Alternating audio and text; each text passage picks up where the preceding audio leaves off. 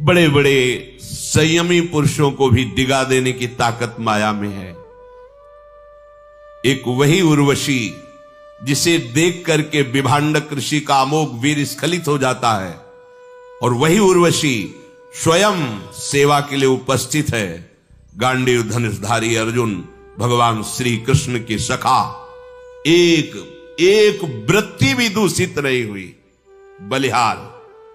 एक तरफ महान तपस्या से अमोघ ब्रह्मचर्य धारण करने वाला महात्मा, और एक तरफ द्रौपदी जी के पति, सुभद्रा जी के पति, नाग कन्या उलूपी के पति, बभ्रुवाहन के पिता, चित्रांगदा के पति अर्जुन जी। ऐसा नहीं कि विषय सेवन नहीं किया, उनके सामने उर्वशी सेवा में उपस्थित होती है, एक वृत्ति भी दूषित नहीं हुई। ये किसका बल है? ये श्री कृष्ण बल है। ये तपस्या बल नहीं, ये श्री कृष्ण बल है। विभांडक ऋषि जो अमोघ वीर उनका, वो एक मृगी पी गई। ये तो मृगी है। शरद्वान का अप्सरा के दर्शन से सब जब वीरपात हुआ तो मूंज में गिरा, उसके 2 भाग हो गए। तो वही परम पावन, वहां कोई गर्भाशय नहीं है, कोई ऐसी जगह नहीं है जहां गर्भ पले, लेकिन अमोघ वीर का यही स्वरूप होता है। तत्काल एक कन्या और एक पुत्र, जो कृपाचार्य और कृपी के रूप, ये महापुरुषों का जो वीर स्खलित होता है भगवान के विधान में होता है। क्योंकि सृष्टि में ऐसे परम पावन महापुरुषों का प्रादुर्भाव, वो मृगी गर्भ प्रकट करके पधार गई। एक सींग और बहुत ही तेजस्वी बालक, जिसका नाम ऋष्यशृंग, कल जिनकी चर्चा चल रही थी। उन्होंने अपने पिता के सिवा किसी को देखा ही नहीं। एकांत वन में बरगद का फल, पीपल का फल, ये कोई स्वादिष्ट थोड़ी होते, बरगदी, पिपले और भी कंदमूल फल, इससे उनका सेवन। यौवन अवस्था हुई, भयंकर तपस्या में रत, कोई विक्षेप ही नहीं, देखा ही नहीं, पिता के सिवा किसी पुरुष को ही नहीं देखा। स्त्री की तो बात जाने दो। भगवान व्यास देव जी स्वयं श्री कृष्ण स्वरूप हैं। श्री कृष्ण द्वैपायन भगवान व्यास देव जी त्रिकालदर्शी भगवान ही है, किसी पुरुष को ही नहीं देखा। ब्रह्म ऋषियों का अपमान होने के कारण अंग देश के राजा लोमपाद के यहां वर्षा होना बंद हो गया, अकाल पड़ गया। उन्होंने ब्राह्मणों को बुलाया और कहा, क्या हमसे गलती हो गई जो हमारे राज्य में ऐसी अव्यवस्था हो गई, देवता वर्षा ही नहीं कर रहे। जब अधर्म बढ़ने लगता है तो विपरीत दशाएं आने लगती हैं, संक्रामक रोगों की बढ़ती। जब वर्षा नहीं होनी चाहिए तब वर्षा होना, जब होनी चाहिए तब नहीं होना। पकी फसल है, वर्षा ओले सब नष्ट हो गई। जब चाहिए फसल के लिए पानी तो सूखा, लेकिन इनके राज्य में तो वर्षा ही नहीं हुई। तो ब्राह्मणों ने कहा, आपका ब्रह्म ऋषियों का अपराध बन गया है। अब कोई डरता ही नहीं है, किसी भी ग्रंथ की कोई भी बात को लेकर अवहेलना कर देना, किसी भी ऋषि को पक्षपात में सम्मिलित करके उनकी निंदा कर देना। महापुरुष जन किसी पक्षपात में नहीं होते, किसी जातिवाद में नहीं होते। वो समदर्शी महात्मा जो लिखते हैं तुम्हारे कल्याण के लिए लिखते हैं। अगर उनकी बात तुम मान लो और चल दो तो तुम ऐसी ऊंचाई पे पहुंचोगे कि जहां से वो लिखा है वो बात तुम्हें सत्य समझ में आएगी। पर ऐसी नीचाई पे खड़े हो, इतना मलिन हृदय कि तुम ऐसे महापुरुषों का जो समदर्शी भगवान के तुल्य है, उनके वचनों पर भी अपनी जो मंद बुद्धि है उससे उनमें पक्ष धारण करने वाली बात देखते हो कि ये तो जाति पक्ष कह रहे हैं, ये तो गुण पक्ष कह रहे हैं। ये तो वो जाति पक्ष गुण पक्ष नहीं। जैसे औषधि कैसे बनती है अगर आप देखो तो पता चलेगा, लेकिन हम उसे औषधि मानकर ग्रहण करते हैं तो रोग दूर हो जाता है। ऐसे ही सच्चिदानंद परमात्मा ही सब रूपों में दूसरा नहीं। पर यह बात तभी जानोगे जब अपने धर्म के अनुसार चलोगे, अपनी गुण धर्म, अपने धर्म की वृत्ति से आगे बढ़ोगे तो देह भाव रहित होगे, तब आप जान पाओगे। तो कहीं ना कहीं बड़े बड़े से भी ऐसी गलतियां हो जाती हैं। तो शायद ऐसा ही लोमपाद जी से गलती हो गई, ब्रह्म ऋषियों का अपराध बन गया और उनके राज्य में वर्षा नहीं हुई। तब ब्रह्म ऋषियों ने ही विचार करके कहा कि ये अपराध तभी दूर हो सकता है, इस समय भूमंडल पर सबसे चढ़े बढ़े तपस्वियों में ऋष्य श्रृंग हैं, श्रृंगी ऋषि। कोई अन्य चिंतन ही नहीं, देखा ही नहीं कभी किसी को। जब देखा ही नहीं तो चिंतन क्या होगा। जो मृगी थी वो जन्म देते ही पधार गई, किसी को नहीं देख, केवल पिता विभांडक ऋषि को। ब्रह्म ऋषियों ने कहा यदि श्रृंगी ऋषि को बुलाया जाए और वो इस सिंहासन पर विराजमान हो जाए तो अभी इंद्र वर्षा कर देंगे, अपराध क्षमा हो जाएगा। और आपकी पुत्री शांता है, उनसे ब्याह कर दिया जाए तो आपका पावन यश होगा। पर उनको आकर्षित कैसे किया जाए, वो तो जानते ही नहीं संसार को। राजा ने एक दरबार की वैश्या को बुलाया जो नृत्य गान कला की सेवा करती थी, शरीर धर्म से पवित्र, बस नृत्य गान की कला में प्रवीण, और वहां से भेंट मिलती थी। राजाओं की तरह राजोचित सुख में वो जी रही थी। उसको आदेश किया कि आप अपने परिकर को लेकर ऋष्य श्रृंग को लुभाइए, उनके अंदर कामना जागृत कीजिए और फिर उनको राज्य में लाइए। डर गई वो कि ऐसे महापुरुष का अपराध मुझे भस्म कर देगा, पर डर लगा कि अगर ना कहती हूं तो राजा मृत्युदंड दे देंगे, दोनों तरफ मरना है, तो उचित यही है कि ऋषि की दृष्टि से मरे। और अगर सफल हो गई तब तो पूरा जीवन आनंद रहेगा, राजा अनुकूल रहेंगे।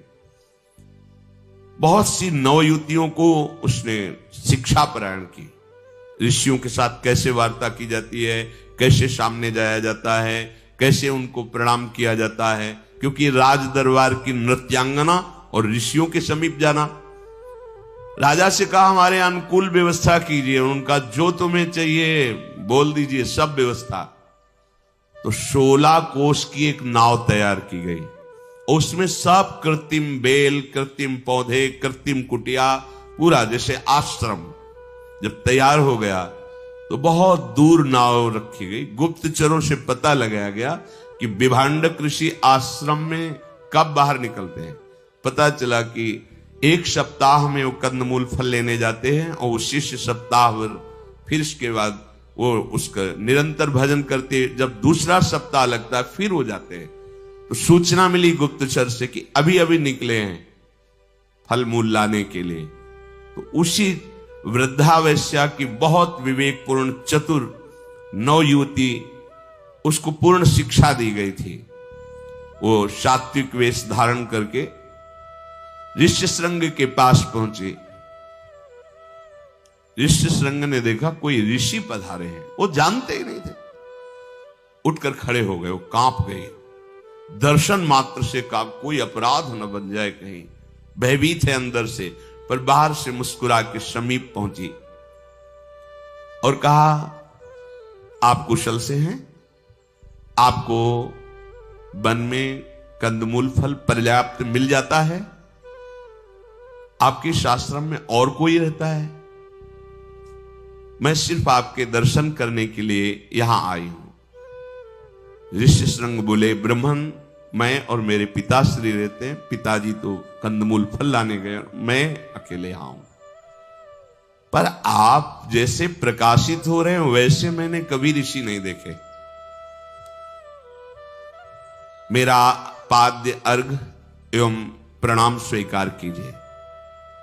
कुशासन बिछाया, इस पर विराजिए और ये बताने की कृपा करें कि आपका आश्रम कहां है, आपका नाम क्या है और ऐसे सुंदर ऋषि किस देश में रहते हैं। वो युवती बोली मेरा पास में ही बहुत बड़ा आश्रम है, तुम कभी गए नहीं हो इसलिए जानते नहीं हो। 3 योजन की दूरी पर मेरा आश्रम स्थित है।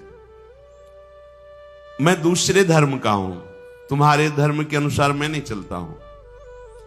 मेरे धर्म में तुमसे प्रणाम करवाना नहीं, प्रणाम नहीं करना, पाद्य अर्घ ये सब नहीं। ये मेरा नियम है। वो डर रही है कि ऐसा महापुरुष प्रणाम करेगा सारे के सारे सुकृत नष्ट हो जाएंगे। मैं आपके लिए बंदनी नहीं हूं, इसीलिए मैं स्वयं चल के आपके दर्शन करने आई हूं। ब्राह्मण, यदि मुझे सुख प्रदान करना चाहते हैं तो आप कोई भी अपना आसन, कंदमूल, फल, प्रणाम, नमस्कार कुछ भी नहीं करेंगे। हां, केवल आलिंगन कर सकते हैं। मेरे यहां ऋषियों में यह चलता है। ऋषि संग ने कहा कि मेरे पिताजी भिलावा, आंवला, इंगूर, धनवन, पीपल और बरगद इनके फल लाते हैं। आप कुछ फल तो खा लीजिए। मेरा नियम है कि मैं दूसरों के फलों को नहीं पाती। मेरे पास फल हैं जो आपने कभी नहीं पाया होगा, आप पाइएगा। बड़े सुंदर सुंदर फल दिए, अंगूर। अब जहां पीपली, बरगदी खाने वाले, बड़ा उनको स्वाद है, बड़े सुंदर सुंदर फल। तो उनका जल तो ले लीजिए हमारे आश्रम का। उनका हम जल भी अपना ही पीते हैं। हमारा नियम है, अगर आप पीना चाहो तो मैं आपको पिलाऊं, आज्ञा है आपकी। तो उनका दिखाओ तुम्हारा बड़ा सुगंधित सुवासित आशो फलों के रस से बनाया हुआ, जे ही पिया तो एक उन्मत्तता चढ़ी। आशो है, उसमें तो नशा है। बस वो ऋषि संग से कहने लगी, हमारे साथ खेलोगे? एक गेंद निकाला, दूर मारना, उछलना, पकड़ना। अब वो खेलने लगे। वो बार बार, उसने कहा था कि मुझे आलिंगन करने से ही केवल सुख मिलेगा, मैं और कोई सेवा स्वीकार नहीं करती। तो बार बार उसको हृदय से लगाते, अंक में भर लेते, फिर गाढ़ आलिंगन करते। ऐसे एकांतिक भजन में लगने वाले महर्षि के पुत्र को लुभावने लगे। ऋषि श्रृंग के हृदय में आसक्ति को देखा, प्रिय लग रहा है। वो बार बार त्वचा को ऐसे देखते हैं, अपनी त्वचा को देखते हैं। कहते ऋषि, आपकी इतनी सुंदर त्वचा, हमारी तो ऐसी है नहीं। क्योंकि त्रिकाल स्नान करने से न कोई साबुन न कोई अन्य, तो उससे मोटी त्वचा और सांवली हो जाना। क्योंकि त्वचा जब प्रकृति के सीधे वार को सहती तो रंग बदल जाता है। और हे ऋषि, हमारी जटाएं तो, और आपकी जटाएं सुगंध निकल रही है, बड़ी ही सुकोमल है, लंबी सांस खींचते हैं। आपके शरीर से तो सुख, क्योंकि वो इत्र आदि लगाए, मेरे शरीर में तो ऐसी कोई सुगंध नहीं। तुरंत गुप्तचर वहां खड़े हैं कि कहीं विभांडक ऋषि न पधार जाए। कई तरह के प्रश्न किए उनके शरीर को देखकर, जैसे कल चर्चा की थी। तुरंत इशारा किया कि वहां से महर्षि चल पड़े हैं। तुरंत उसने कहा कि बस मेरे स्वाध्याय और संयम का समय आ गया, मैं अपनी दिनचर्या के लिए जा रहा हूं, फिर कभी आपसे मिलेंगे। ऐसा कह करके प्रणाम किया। अब ये उदास बैठ गए, क्योंकि आशो भी पिए हुए थे और ऐसा इतनी देर का संग, जन्म से लेकर अभी तक के महापवित्र हृदय में संस्कार आसक्ति के, देख लो कितना विचित्र है संस्कार। ऐसे महापुरुष का हृदय उदास हो गया कि मैं इन ऋषि के बिना जीवित नहीं रह सकता। उनको पता भी नहीं कुछ। बार बार आकाश की तरफ देखते हैं, लंबी सांस खींचते हैं। विभांडक जी आए, देखा ना ये अग्निहोत्र कर रहा है, ना आसन में बैठा है। ये क्या, ऐसी स्थिति कैसी है? समीप आकर कहा कि अग्निकुंड में समिधाओं के द्वारा तुमने अपनी अग्निहोत्र की दिनचर्या सायं की नहीं? कोई भी सेवा का पात्र मार्जन करके नहीं रखा? क्या हुआ?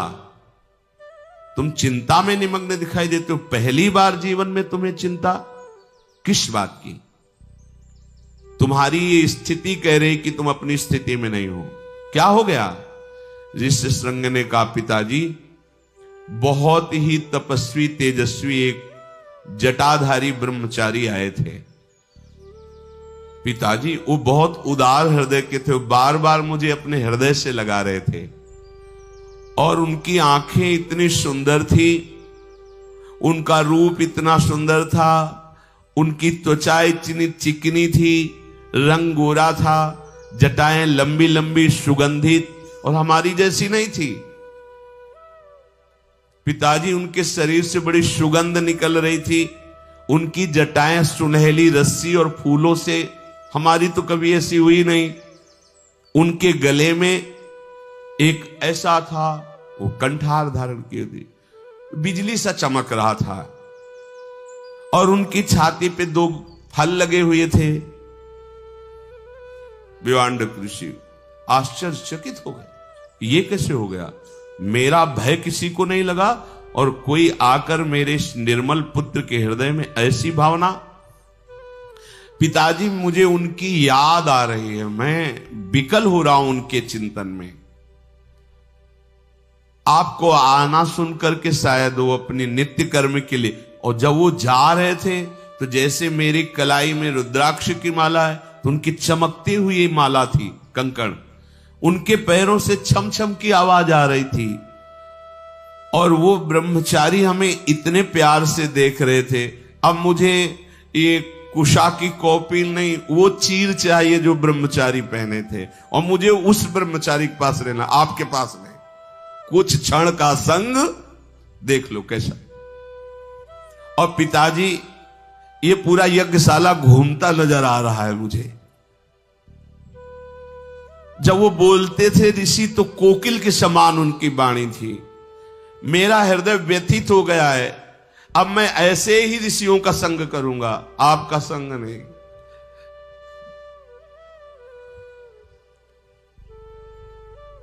चारों ओर जब वो ऋषि घूम रहे थे तो उनको देख करके मेरे हृदय में एक अद्भुत आनंद उमड़ रहा था। मेरी ऐसा लगता है कि चित्त वृत्ति का अपहरण हो गया है। बार बार मेरे शरीर को उन्होंने दबाया, हृदय से लगाया और पिताजी उनके मुख से सुगंध निकल रही थी। मेरे दिए हुए ना अर्घ्य स्वीकार किए, न पाद्य ना फल, उन्होंने मुझे फल पवाया, ऐसा रस पिलाया, वैसा रस हमने कभी नहीं पिया, वैसे फल हमने कभी नहीं खाए। वो किसी देवलोक से आए होंगे, भूतल के तो ऋषि है नहीं। पिताजी मुझे उस आश्रम में ले चलो जहां ऐसे ऋषि रहते हैं। मैं अचेत हो रहा हूं, मैं उनको पुनः देखना चाहता हूं। विभांडक ने कहा सावधान, तुम्हें पता नहीं, जैसा तुमने वर्णन किया उसके अनुसार ये कोई राक्षसी माया है जो ऐसे पराक्रमी ब्रह्म ऋषियों को भ्रष्ट करने के लिए कोई भी रूप धारण करके आती है। तुम्हारे जैसे ऋषि मुनियों को सदा परास्त करने के लिए वो कोई न कोई उपाय खोजते रहते हैं। मनोहर रूप धारण करने वाले इन राक्षसियों के प्रभाव से तुम्हें बचना चाहिए। इनका रूप आंतरिक हृदय बड़ा भयानक होता है, बाहर से बड़ा लुभायमान होता है। ये मुनियों को अपनी स्थिति से नीचे भ्रष्ट कर देते हैं। जो साधु पुरुष को उत्तम लोकों की प्राप्ति होती है, जो मुनि मन को संयम रख करके अपनी साधना में लगते हैं, ये पापाचारी हृदय वाले मोहक रूप रखकर वो पापाचार में निमग्न करने के लिए उस तपस्वी के समीप आते हैं। इसलिए आंख उठा के भी ऐसों की तरफ नहीं देखना चाहिए। जिसे तुम जल समझते हो, मैं समझ गया वो मद्य था, आशो था। ये पापजनक है, अपेय है, ऋषियों को कभी स्पर्श नहीं करना चाहिए। ओहो, उस दुष्टा ने तुम्हारे धर्म को भ्रष्ट करने के लिए तुम्हें वो पेय पिलाया। बेटा, कभी कोई ब्रह्मचारी ऋषि मुनि सुगंधित द्रव्य नहीं लगा सकता, मालाएं नहीं पहन सकता, हार नहीं पहन सकता। तुम्हें पता नहीं वो ऋषि नहीं थे। ऐसी वस्तुएं तो माया ग्रसित ये राक्षसी स्वभाव वाले ही धारण करते हैं। मदिराज विभांडक मुनि ने आज के बाद कभी ऐसा ऋषि आवे हमारी अनुपस्थिति में तो आश्रम में प्रवेश मत होने देना, मत मिलना। इसके बाद विभांडक मुनि जल तैयार किया, मंत्र से उसको पवित्र करके कहा पान करो, तुम्हारा हृदय पवित्र हो गया उसके संग से, उस पान से। और फिर उनको देव आराधना में, अब उनका पवित्र जल तो पी लिया, पर एक क्षण का कुसंग पूरे जीवन को नष्ट कर सकता है। इसीलिए गोस्वामी जी ने कहा बरु भल बास नरक करता दुष्ट संग जनी देव विधाता।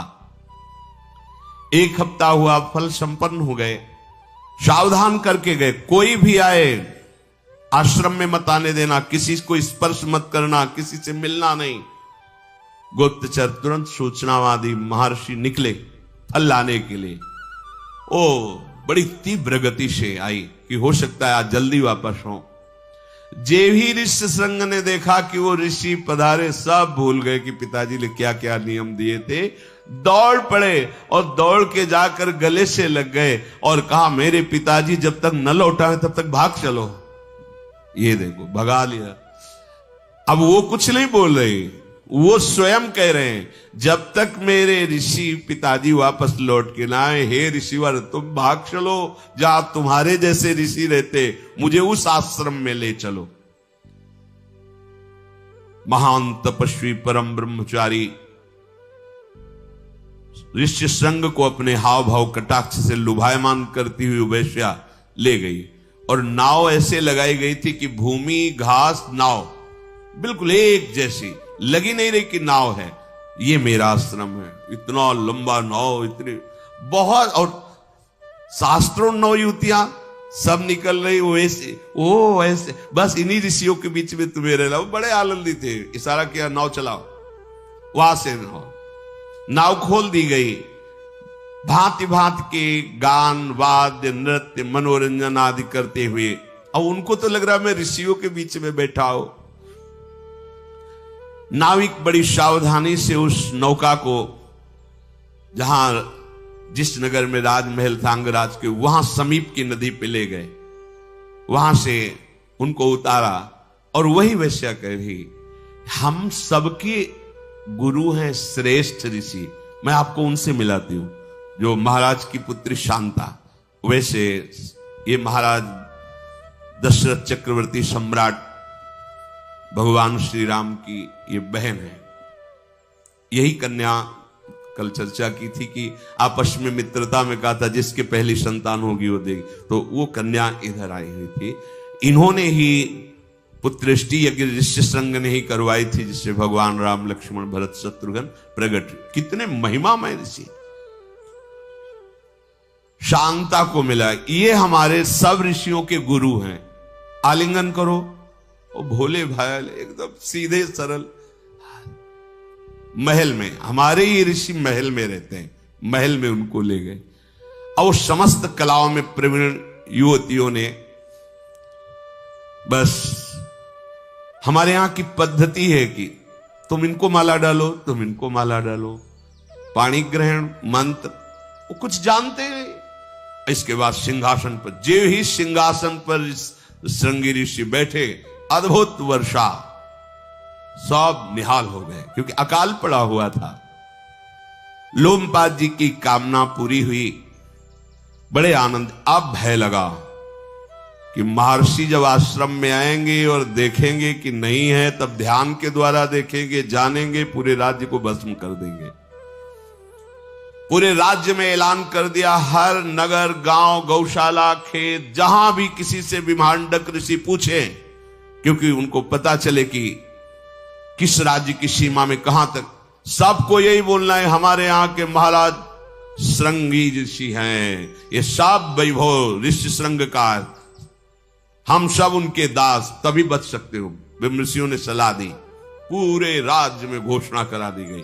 कोई भी ये नहीं बोलेगा कि ये राजा का है, यही बोलना है कि सब श्रृंगी ऋषि का है।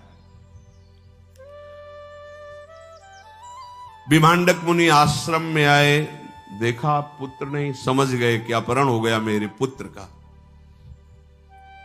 वहां से क्रोधित होकर के कि आज ऐसा दंड निर्धारित करूंगा कि किसी को हिम्मत नहीं पड़ेगी ऋषियों के आश्रम में प्रवेश करने की। आगे बढ़े तो देखा कि बहुत से गाय को चराने वाले ग्वाले हजारों शास्त्रों गायों को चरा रहे थे। किस राज्य की ये गायें हैं? इन गायों का स्वामी कौन है? तो उनका अंग देश की ये गायें हैं और यहां के स्वामी का नाम ऋष्यशृंग है। वो तो मेरे पुत्र का नाम है। हाँ महर्षि, उस सिंहासन पर विराजमान। अब कैसे कुछ कर सकते हैं?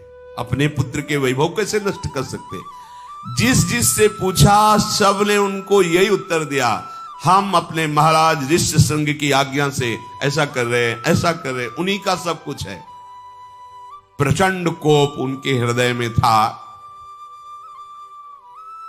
थके हुए, पुत्र का वियोग और क्रोध तीनों, कांप रहा था शरीर उनका। पूरे देश में जिससे पूछा, जहां पूछा, सब वैसे बोल दे, ये ऋष्यशृंग का नगर है, ये ऋष्यशृंग का वैभव है। क्रोध शांत हुआ। सीधे दरबार में गए तो देखा सिंहासन में शांता के साथ विराजमान ऋष्यशृंग। प्रसन्न हो गए। चलो, भगवान की ऐसी इच्छा थी। अंगराज को बुलाया और कहा, आप डरने की बात नहीं है, मेरा क्रोध शांत हो चुका है। अंगराज ने ब्रह्म ऋषियों को आगे करके उनकी पूजा की और कहा, हमारे द्वारा जो भी कार्य हुआ है वो सब ऋषियों की प्रेरणा से हुआ है। मैंने स्वतंत्र रूप से कोई भी अधर्म कार्य नहीं किया है। उन्होंने कहा, बोलने की जरूरत नहीं, मैं अपने पुत्र और बहू को देखकर प्रसन्न हो गया हूं। बिजली की तरह कांति थी शांता जी की और तेजस्वी मूर्तिमान जैसे अग्नि की ज्वाला, ऐसे श्रृंगी ऋषि थे। मेरे पुत्र के अधिकार में ग्राम, घोष, नगर, पूरा राज्य, मैं प्रसन्न हूं। महर्षि ने पुत्र के समीप जाकर कहा, बेटा, ये तुम्हारी पत्नी हुई है और गृहस्थ धर्म है पुत्र प्रकट करना। तो तुम्हारे जब पुत्र प्रकट हो जाए तब पुनः आश्रम में आ जाना और वैसी ही भावना से भजन करना। भगवान की ऐसी ही इच्छा थी, ऐसा उनको आदेश किया। ऋष्यशृंग ने पिताजी की आज्ञा का अक्षरशः पालन किया। महाराज तो वन को चले गए और ऋष्यशृंग महल में रह करके शांता के साथ सुखपूर्वक रहने लगे। तो महाराज लोमश जी युधिष्ठिर जी को बता रहे, ये वही पुण्य आश्रम है जिसमें ऋष्यशृंग रहते थे। ये कुंड है, इसमें स्नान करने से समस्त पाप नष्ट हो जाते हैं, हृदय शुद्ध होता है, आप स्नान कीजिए। इसके बाद लोमश जी ने महात्मा युधिष्ठिर को सारी विधियों का पालन करते हुए समुद्र के पास ले गए और वहां स्नान करवाया। फिर वहां से यात्रा महेंद्र पर्वत की। बड़ा दिव्य महेंद्र पर्वत है, आज भी भगवान परशुराम जी वहां विराजमान हैं। पर्वत पर पहुंचे तो रात्रि का समय हो गया था और बहुत से ऋषि मुनि पहले से वहां इंतजार में थे भगवान परशुराम जी के दर्शन के लिए। लोमश जी ने युधिष्ठिर से कहा, जितने महात्मा हैं, भृगु जी, अंगिरा जी, वशिष्ठ जी, कश्यप गोत्र के और भी बड़े ब्रह्म ऋषि, ये सब भगवान परशुराम जी के दर्शन करने के लिए आए हैं। युधिष्ठिर ने हाथ जोड़कर सब ऋषियों को प्रणाम किया। परशुराम जी का एक सेवक जिनका नाम अकृत वर्ण था, वो वहां उनकी सेवा में थे, आगंतुकों की सेवा में। लोमश जी ने बताया कि भगवान परशुराम जी के प्रिय शिष्य अकृत वर्ण जी हैं, यही मिलाते हैं, भगवान परशुराम जी को सूचना देते हैं तो वो यहां आते हैं। युधिष्ठिर जी ने हाथ जोड़ के पूछा कि भगवान के कब दर्शन होंगे? मैं दर्शन के निमित्त यहां आया हूं। अकृत वर्ण ने कहा, राजन, हमारे गुरुदेव भगवान परशुराम जी को पहले ही सूचना पहुंच चुकी थी कि आप इस पर्वत पर जब प्रवेश हुए थे कि आप दर्शन के लिए आए हैं। वो शीघ्र ही दर्शन देंगे। वो प्रत्येक चतुर्दशी को यहां आते हैं और दर्शन देते हैं।